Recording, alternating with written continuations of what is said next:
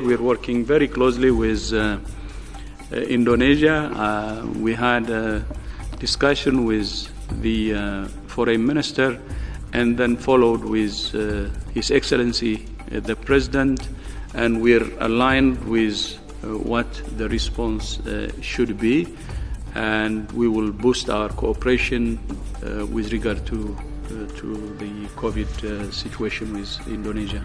Thank you.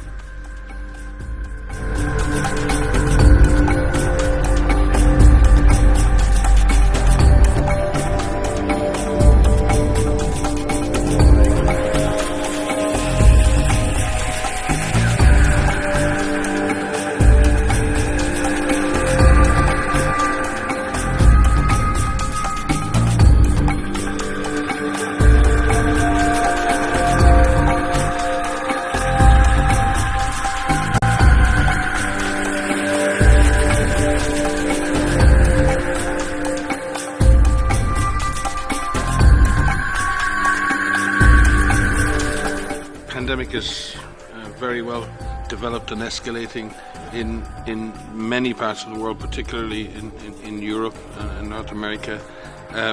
There are countries who are still in the earlier part of the pandemic.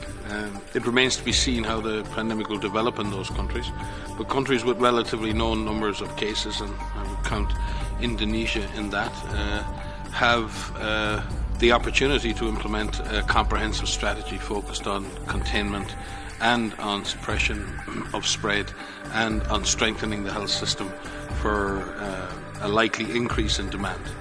Regardless of the scenario, it is likely that the number of cases will rise, and therefore that the demands on the health system will grow.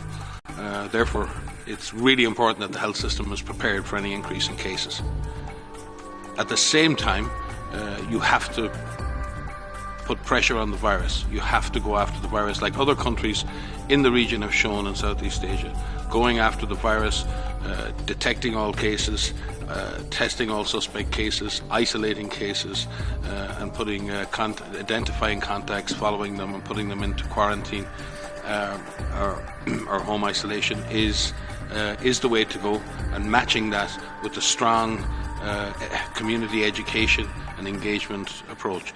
And this needs to be built from the communities up. So an all-of-society, all-of-community approach focused on both containing the virus where you have clusters and small numbers of cases, and where you have efficient or widespread community transmission, to be sure that the health systems in those areas are prepared to deal with what will be a large influx of cases. We believe that is what Indonesia are attempting, and we will do everything to support the government there in doing that.